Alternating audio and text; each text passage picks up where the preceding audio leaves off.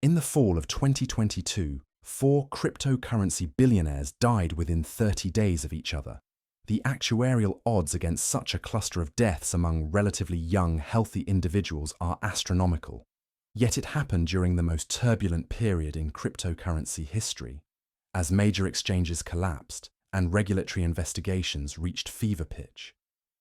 What did these men know that made them so dangerous? What secrets died with them that were worth killing for? The digital gold rush created fortunes unlike anything the world had ever seen. 20-something programmers became billionaires overnight. Anonymous developers controlled currencies worth more than entire nations. But with unprecedented wealth came unprecedented danger.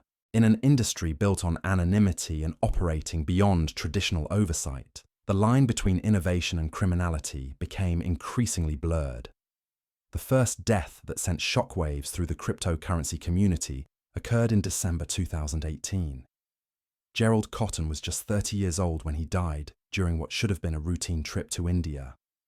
As the founder and CEO of Quadriga CX, Canada's largest cryptocurrency exchange, Cotton controlled access to digital wallets containing over $250 million in customer funds.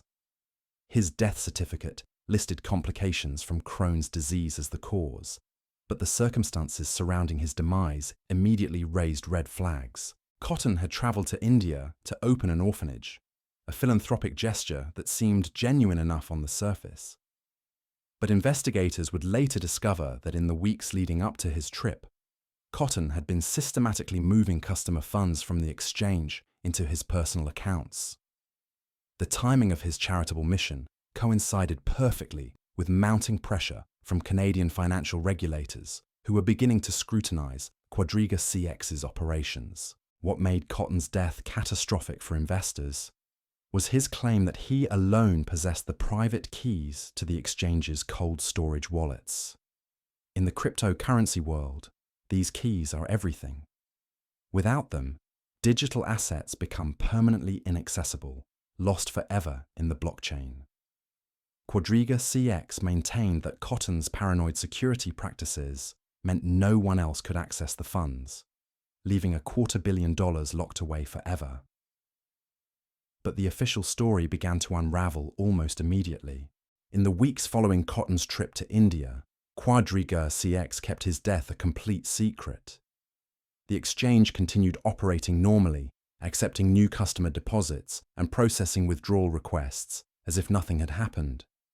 It took more than a month for the company to publicly announce Cotton's death, and another 2 weeks before his widow Jennifer Robertson admitted that customer funds were inaccessible. The delayed announcement gave Quadriga CX precious time to manipulate records and destroy evidence. During this period, the exchange continued collecting millions in new deposits from unsuspecting customers who had no idea their money was flowing into what investigators would later determine was an elaborate Ponzi scheme. Ernst & Young, the accounting firm appointed to handle Quadriga CX's bankruptcy, uncovered a web of deception that stretched back years. Cotton had been operating fake trading accounts under multiple aliases, crediting himself with fictitious currency balances that he then traded against real customer funds. The exchange was essentially a sophisticated shell game where customer deposits were used to pay withdrawal requests while Cotton siphoned millions into his personal accounts. The Ontario Securities Commission's investigation revealed that Quadriga CX was never a legitimate exchange at all. It was a fraud wrapped in modern technology, designed to steal customer funds while maintaining the appearance of a thriving business.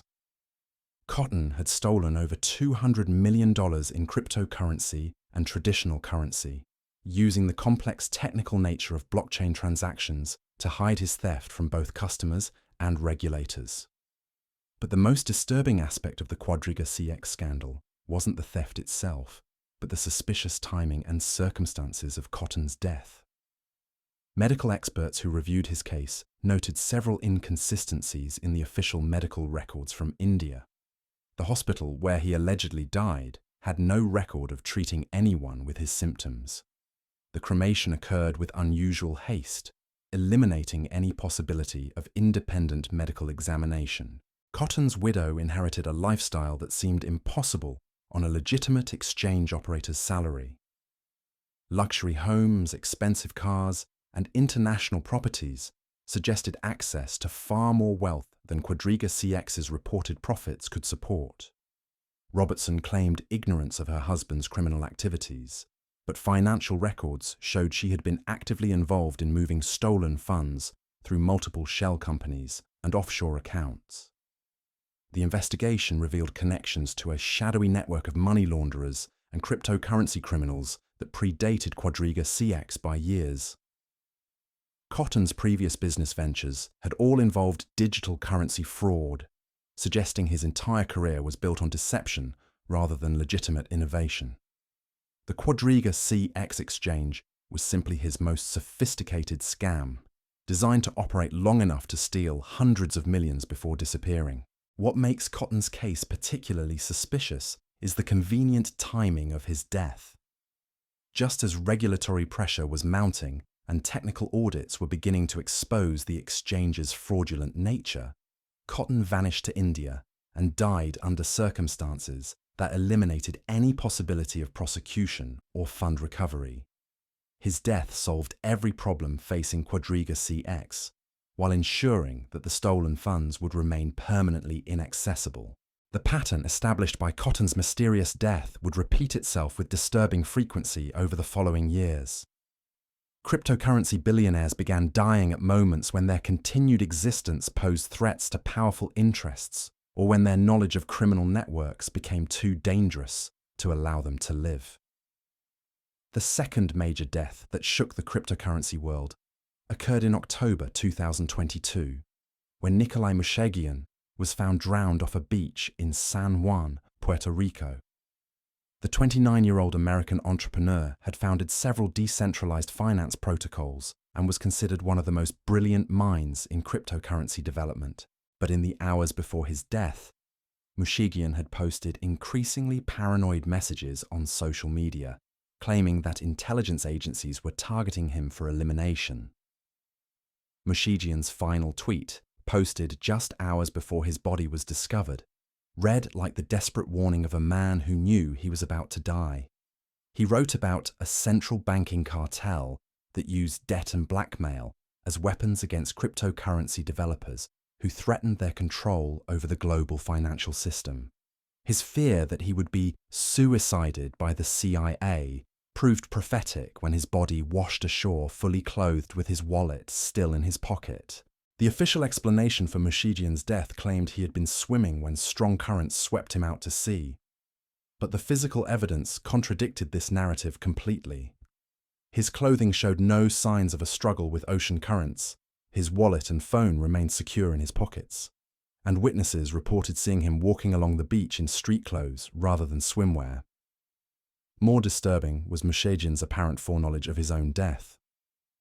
In the days leading up to his drowning, he had transferred control of his cryptocurrency projects to trusted associates and made arrangements for his digital assets that suggested he knew he wouldn't be returning home.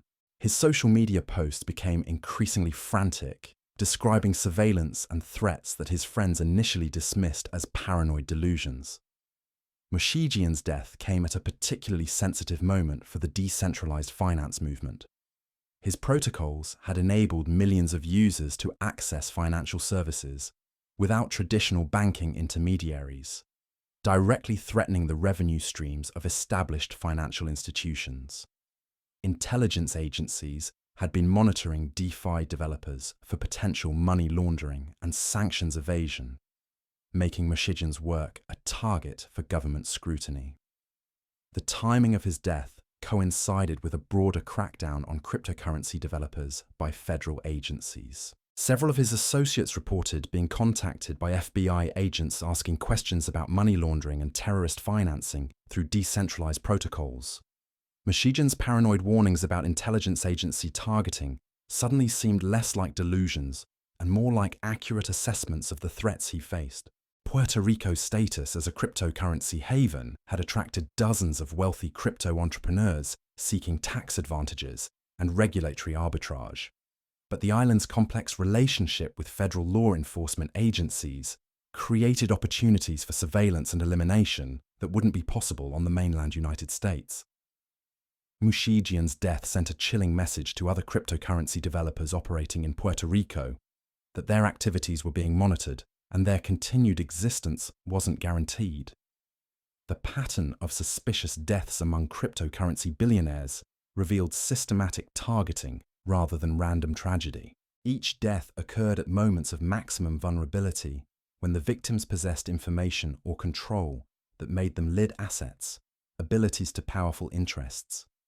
The methods varied, but the results were always the same. Voices that could expose criminal networks or challenge established power structures were permanently silenced. The third death that exposed the deadly consequences of cryptocurrency wealth occurred in November 2022, when Vyacheslav Taran boarded a helicopter in Lausanne, Switzerland, bound for Monaco. The 53-year-old Russian crypto billionaire never reached his destination. French aviation authorities confirmed that his Airbus H-130 helicopter crashed near Villefranche-sur-Mer in perfect flying conditions. Both Taran and his experienced 35-year-old French pilot died instantly in what should have been a routine 20-minute flight. What made Taran's death particularly suspicious was the last-minute cancellation by another passenger who had been scheduled to share the flight. Monaco Daily News reported that this unnamed individual withdrew from the trip just before takeoff, a decision that likely saved their life. The helicopter had undergone recent maintenance, and the pilot had logged thousands of hours in similar aircraft. Weather conditions were ideal with clear skies and minimal wind. Yet somehow, this experienced crew and well-maintained aircraft fell from the sky without warning or distress call. Taran's death eliminated one of the few remaining links to the early days of Russian cryptocurrency adoption. His trading platform had facilitated billions of dollars in transactions between Russian oligarchs and international cryptocurrency markets. As Western sanctions tightened around Russian assets following geopolitical tensions, Taran's knowledge of how wealthy Russians moved money through digital channels made him extremely valuable to intelligence agencies and extremely dangerous to those seeking to hide their financial activities. The timing of the crash coincided with increased scrutiny of cryptocurrency exchanges, facilitating sanctions evasion. European regulators had been investigating platforms that allowed Russian nationals to convert rubles into digital assets and then back into Western currencies. Taran's detailed knowledge of these transactions and his client relationships made him a potential witness whose testimony could have exposed a massive money laundering network spanning multiple jurisdictions. Investigation into Taran's business revealed connections to several other cryptocurrency figures who had died under suspicious circumstances. His trading algorithms had processed transactions for multiple exchanges that later collapsed amid fraud allegations. The pattern suggested that Taran wasn't just operating a legitimate trading platform, but was deeply embedded in the criminal infrastructure that enabled large-scale cryptocurrency fraud and sanctions evasion. The helicopter hall crash that killed Taran bore marks of sophisticated sabotage rather than mechanical failure. Aviation helicopters rarely crash. Experts noted that modern without warning, in clear weather conditions, the aircraft's flight recorder data was never publicly released, and French authorities classified key aspects of their investigation. The pilot's family reported receiving warnings to avoid discussing the crash, suggesting that powerful interests preferred the incident remain unexplained. Taran's death was particularly convenient for Russian authorities who had been facing pressure to crack down on cryptocurrency platforms that enabled capital flight. His elimination removed a witness who could have testified about how billions of dollars in Russian wealth had been converted to digital assets and moved to Western financial systems. The sophisticated nature of his platform's operations meant that Taran possessed detailed records of transactions that could have implicated powerful individuals in sanctions violations. The pattern of helicopter and aircraft deaths among cryptocurrency billionaires revealed a preferred method for eliminating targets while maintaining plausible deniability. Aviation accidents could be attributed to mechanical failure or pilot error, providing cover for what were actually sophisticated assassinations. The technical complexity of modern aircraft systems created multiple opportunities for sabotage that would be nearly impossible to detect after a crash. As 2022 progressed, the cryptocurrency industry found itself under siege. Regulatory agencies from multiple directions were launching coordinated investigations into major exchanges and trading platforms. Law enforcement agencies were pursuing money laundering cases that threatened to expose the criminal networks underlying much of the cryptocurrency economy. Market volatility had reached extreme levels as major platforms collapsed and billions of dollars in investor funds vanished. Into this chaos came the fourth death that completed the deadly month of October 2022. Javier Biosca, a Spanish cryptocurrency entrepreneur who had built one of Europe's largest trading platforms, was found dead in his Madrid apartment under circumstances that authorities refused to discuss publicly. The 42-year-old had been scheduled to testify before European Parliament investigators about cryptocurrency money laundering just days after his body was discovered. Biosca's platform had processed over $10 billion in transactions during its 5-year operation, making it one of the most successful European cryptocurrency exchanges. But success had made him a target for both criminals seeking to steal his digital assets and authorities investigating the platform's role in facilitating illegal financial activities. His death came just as Spanish prosecutors were preparing to freeze his assets and extradite him to multiple jurisdictions facing fraud charges. The circumstances surrounding Biosca's death showed clear signs of professional execution disguised as suicide. His apartment showed no signs of forced entry, but security cameras in the building mysteriously malfunctioned during the crucial hours when the death occurred. His personal bodyguards, who had been protecting him due to previous threats, were inexplicably absent from their posts that evening. The suicide note found at the scene was typed rather than handwritten, eliminating the possibility of handwriting analysis. Biosca's cryptocurrency exchange had become a crucial hub for money laundering operations, connecting South American drug cartels with European criminal networks. His platform's sophisticated mixing services allowed criminal organizations to obscure the origins of their digital assets while converting them into traditional currencies. Intelligence agencies had been monitoring these operations for months, building cases that would have required Biosca's cooperation as a witness. The entrepreneur had been negotiating with prosecutors for immunity in exchange for testimony about his platform's criminal users. His detailed knowledge of money laundering techniques and client identities made him invaluable to law enforcement agencies pursuing international criminal networks. But this same knowledge made him a mortal threat to the organizations whose operations he could expose. Biosca's death occurred just as the FTX cryptocurrency exchange was beginning its spectacular collapse in the Bahamas. Sam Bankman-Fried's $32 billion Ponzi scheme was unraveling in real time, sending shockwaves through the entire cryptocurrency industry. The timing suggested that criminal networks were eliminating witnesses and loose ends before the FTX investigation could expose their involvement in the broader cryptocurrency fraud ecosystem. The 4 deaths that occurred within 30 days of each other in late 2022 represented more than statistical anomaly.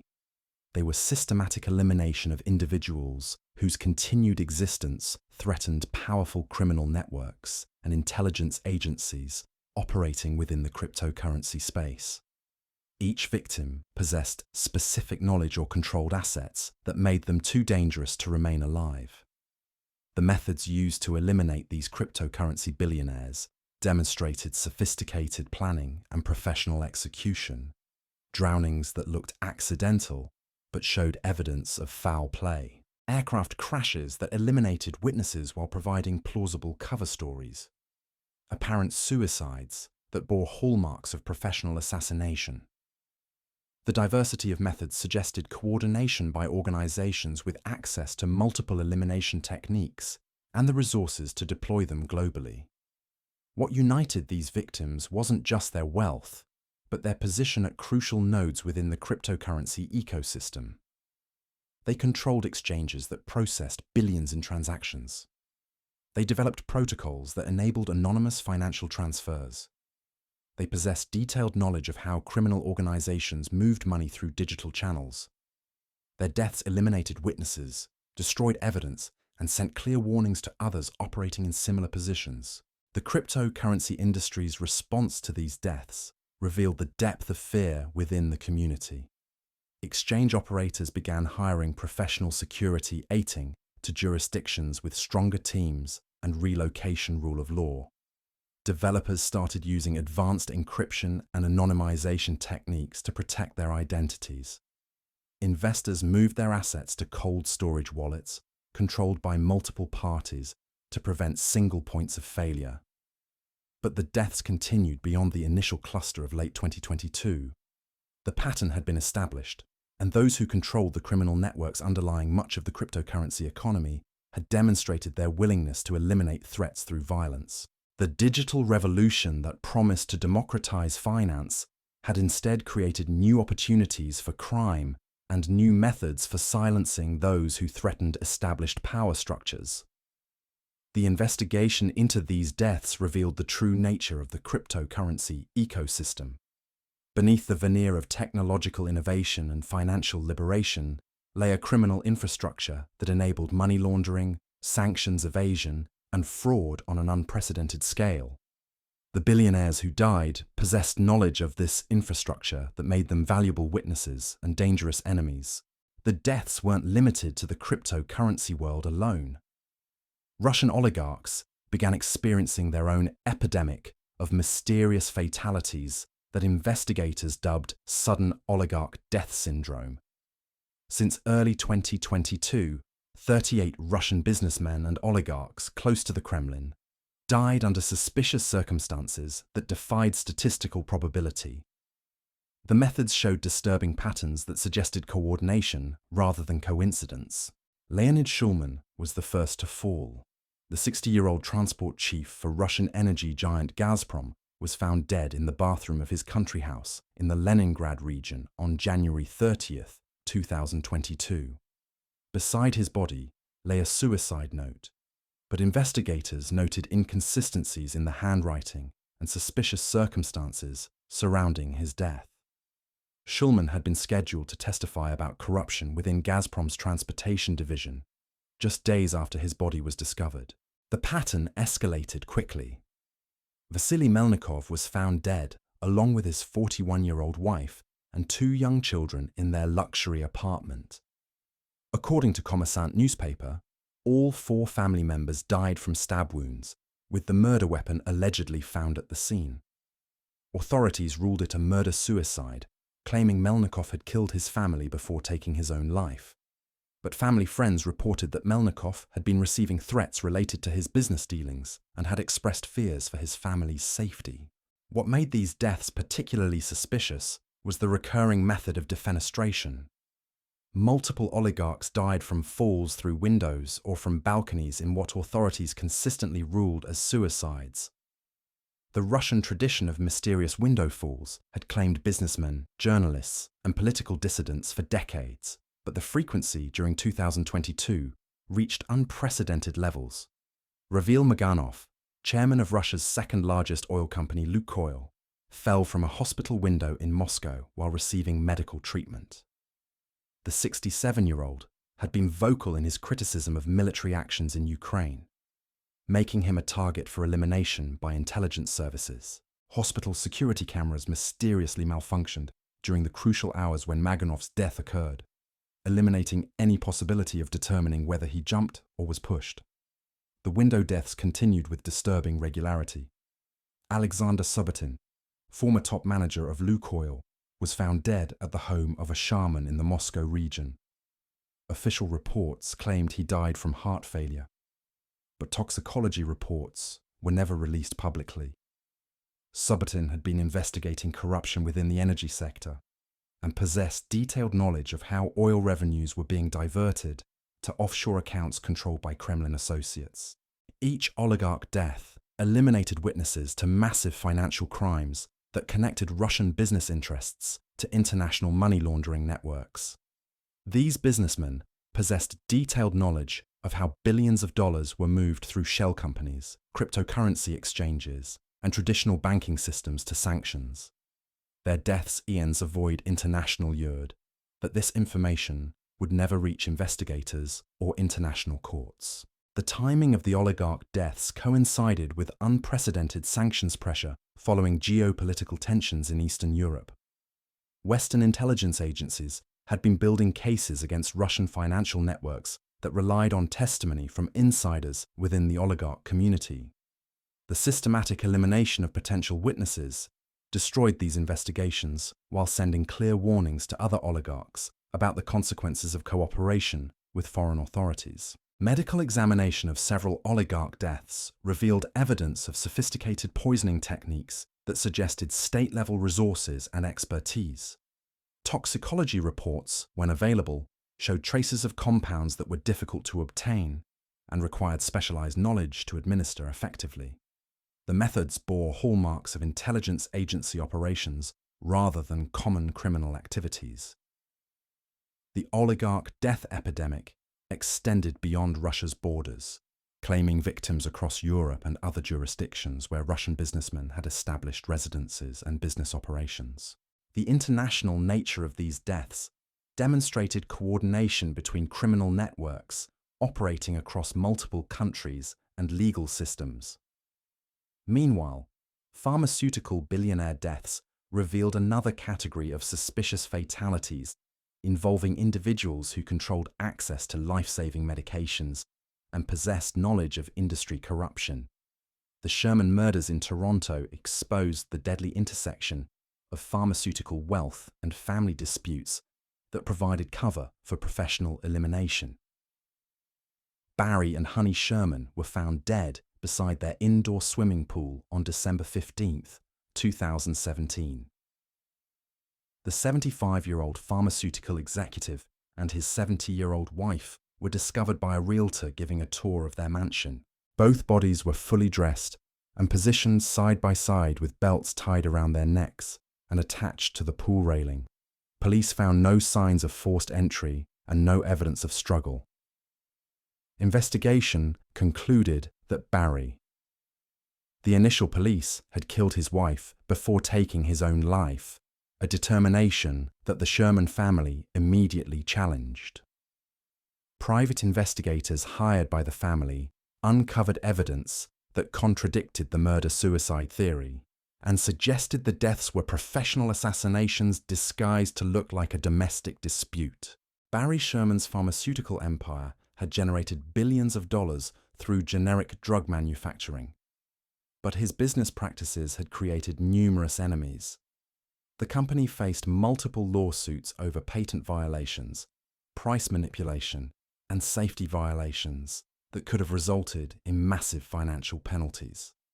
Sherman possessed detailed knowledge of industry-wide corruption that made him valuable to investigators and dangerous to competitors. Family dynamics provided additional motives for elimination. Tension had developed between Barry and his son Jonathan over the repayment of a massive loan between $50 and $60 million that Barry had extended for business ventures.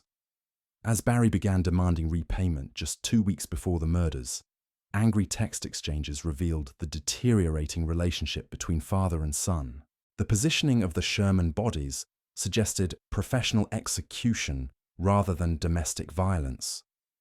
Forensic experts noted that the method used to secure the belts around their necks required technical knowledge and physical positioning that would be difficult for one person to accomplish alone. The lack of defensive wounds or signs of struggle indicated that both victims were likely unconscious or restrained before being killed. Investigation into Barry Sherman's business relationships revealed connections to organized crime figures who controlled drug distribution networks in Eastern Europe and South America. His generic pharmaceutical operations provided cover for manufacturing and distributing controlled substances that were then diverted to illegal markets. Sherman's detailed knowledge of these operations made him a potential witness whose testimony could have exposed international drug trafficking networks. The Sherman case demonstrated how pharmaceutical wealth created unique vulnerabilities for elimination. The industry's global supply chains, regulatory complexities, and connections to both legitimate medical applications and illegal drug markets provided multiple opportunities for criminal exploitation. Pharmaceutical executives who possessed knowledge of these activities became targets for elimination when their continued existence threatened criminal networks. John McAfee's death in a Spanish prison cell represented another suspicious elimination of a technology billionaire whose knowledge posed threats to powerful interests. The 75-year-old antivirus software pioneer was found dead on June 23, 2021, just hours after a Spanish court approved his extradition to the United States on federal tax evasion charges. McAfee had spent years living as a fugitive, moving between various countries while avoiding prosecution by American authorities. His public statements during this period revealed extensive knowledge of government surveillance programs, cryptocurrency money laundering operations, and connections between technology companies and intelligence agencies. This information made him extremely valuable as a potential witness and extremely dangerous as a loose cannon who might reveal state secrets. The timing of McAfee's death eliminated the possibility of his testimony in federal court about tax evasion schemes that could have exposed broader patterns of cryptocurrency manipulation by government agencies. His antivirus software had provided him with unique insights into global computer networks and surveillance capabilities that intelligence agencies preferred to keep classified. McAfee's criminal defense attorney reported that his client showed no signs of suicidal ideation and had been optimistic about fighting the extradition charges.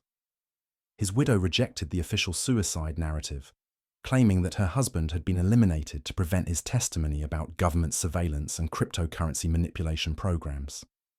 The pattern of technology billionaire deaths revealed systematic targeting of individuals who possessed knowledge of surveillance capabilities, cryptocurrency manipulation, and connections between private companies and intelligence agencies. These deaths eliminated witnesses while sending warnings to other technology executives about the consequences of revealing classified information or challenging government surveillance programs. The methods used to eliminate pharmaceutical and technology billionaires showed sophistication that suggested state-level resources and coordination. Prison suicides that occurred at convenient moments, family murder suicides that eliminated multiple witnesses simultaneously, and medical emergencies that struck healthy individuals at crucial times all bore hallmarks of professional intelligence operations. What united these victims across different industries was their position at critical junctions where legitimate business operations intersected with criminal networks and government surveillance programs. They possessed knowledge that could expose money laundering operations, surveillance capabilities, and corruption networks that spanned multiple jurisdictions and involved powerful interests at the highest levels of government and business. The investigation into these deaths revealed the true cost of extreme wealth in the modern era. Billionaires who accumulated knowledge or assets that threatened established power structures became targets for elimination regardless of their industry or geographic location. The methods varied, but the results were consistent. Witnesses were silenced, evidence was destroyed, and warnings were sent to others who might consider challenging the existing order. The frequency and sophistication of these eliminations demonstrated that powerful criminal networks possessed the resources and coordination necessary to target individuals globally while maintaining plausible deniability. The deaths weren't random tragedies or isolated incidents, but systematic elimination campaigns designed to protect criminal operations worth trillions of dollars. The cryptocurrency death epidemic revealed disturbing connections to international intelligence operations that suggested government involvement in eliminating threats to financial control systems. Multiple victims had been developing technologies that could bypass traditional banking surveillance, enable anonymous transactions, and facilitate the movement of assets beyond government oversight. Their innovations threatened the foundational mechanisms through which nation-states monitor and control global financial flows. The development of decentralized finance protocols had created new pathways for moving money that intelligence agencies struggled to monitor or control. Traditional financial surveillance relied on centralized choke points where transactions could be observed and intercepted. Cryptocurrency developers were systematically eliminating these choke points, creating networks where financial activity could occur without government visibility or intervention. Several deceased cryptocurrency billionaires had been working on projects that would have made financial surveillance nearly impossible. Privacy coins that obscured transaction histories, decentralized exchanges that operated without central authorities, and mixing services that broke the connection between sender and receiver all represented existential threats to government financial control mechanisms. The timing of these deaths coincided with coordinated international efforts to regulate cryptocurrency development and force compliance with anti-money laundering requirements. The Financial Action Task Force had been pushing for global standards that would eliminate privacy features from digital currencies and require all transactions to be traceable by government agencies. Developers who refused to comply or who continued building privacy-focused technologies found themselves facing mysterious accidents and inexplicable deaths. Intelligence agency involvement in these eliminations became apparent through the sophisticated methods employed and the international coordination required to target victims across multiple jurisdictions. The deaths occurred in different countries with varying legal systems, yet showed consistent patterns that suggested centralized planning and execution by organizations with global reach and resources. The cryptocurrency ecosystem had inadvertently created the largest money laundering infrastructure in human history.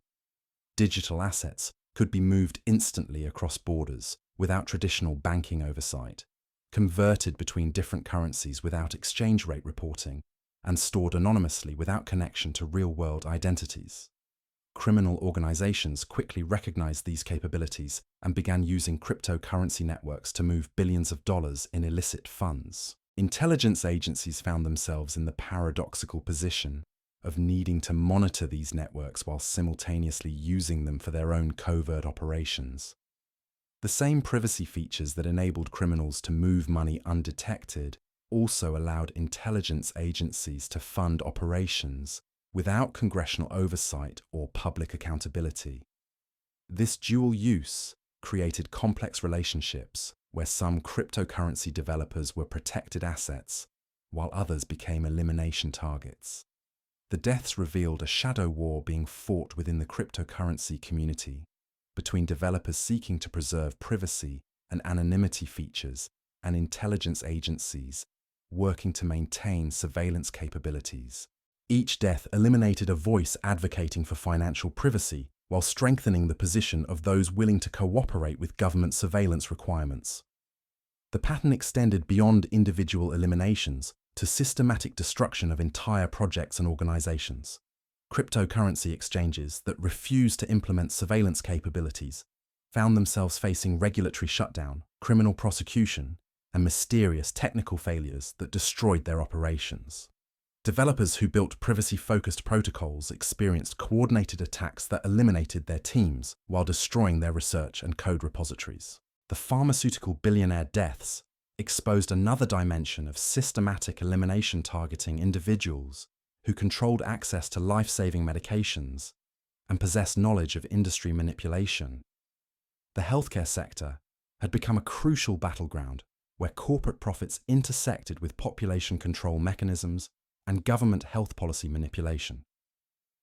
Barry Sherman's murder revealed the deadly consequences of challenging pharmaceutical industry pricing practices and patent manipulation schemes. His generic drug manufacturing operations had threatened the profit margins of major pharmaceutical corporations by providing affordable alternatives to expensive branded medications. This competition had generated billions in lost revenues for companies that relied on artificial scarcity and patent abuse to maintain monopolistic pricing. The positioning of Sherman's body and the staging of the crime scene demonstrated professional execution techniques designed to mislead investigators while eliminating a witness whose testimony could have exposed industry-wide corruption. Sherman possessed detailed knowledge of how pharmaceutical companies manipulated regulatory approval processes, artificially extended patent protections, and coordinated pricing schemes that violated antitrust regulations. Investigation into Sherman's business relationships uncovered connections to international drug distribution networks that operated through legitimate pharmaceutical supply chains, while diverting controlled substances to illegal markets. These operations generated massive profits while providing cover for money laundering activities that connected pharmaceutical companies to organized crime networks. The pharmaceutical industry's global supply chains created opportunities for criminal exploitation that required elimination of witnesses who possessed knowledge of these activities. Executives who understood how legitimate medication manufacturing could be diverted to illegal drug production became targets when their continued existence threatened to expose these operations to law enforcement agencies. The medical knowledge possessed by pharmaceutical billionaires also made them dangerous witnesses to government population control programs and biological warfare research. Several victims had been involved in developing medications and vaccines that could be weaponized for covert operations, or used to implement population reduction strategies without public awareness.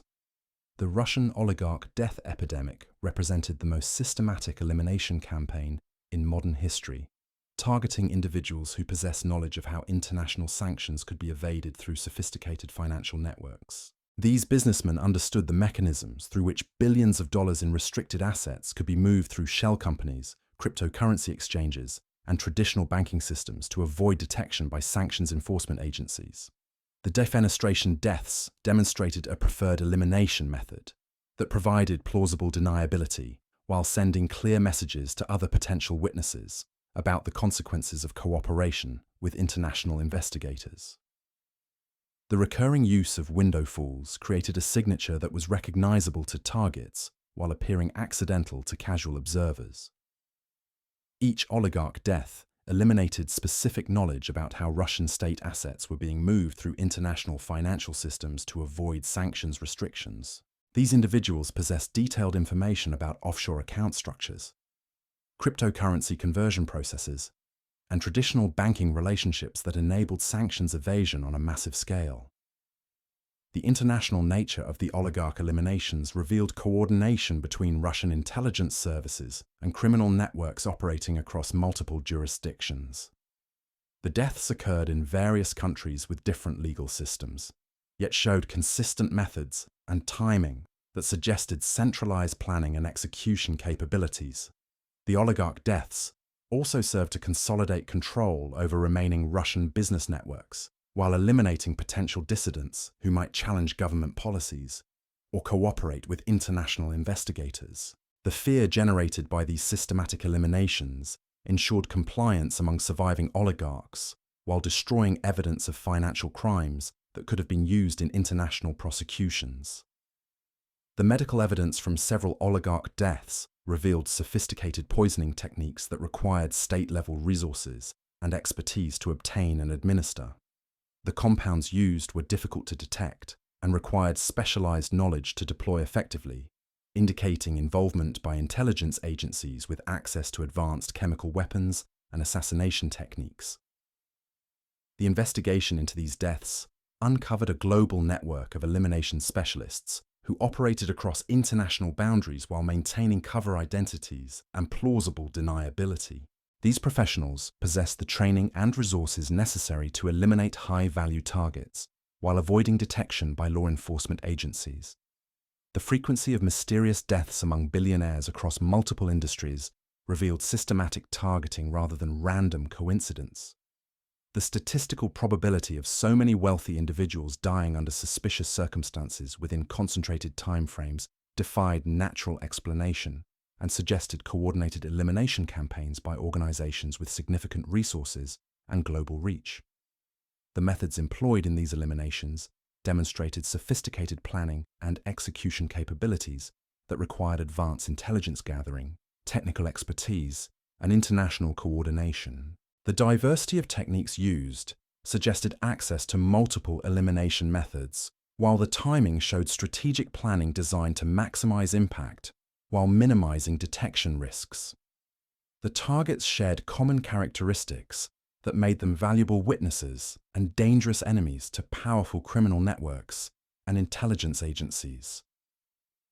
They possessed knowledge of financial crime operations, controlled access to critical resources, or had developed technologies that threatened existing power structures and surveillance capabilities.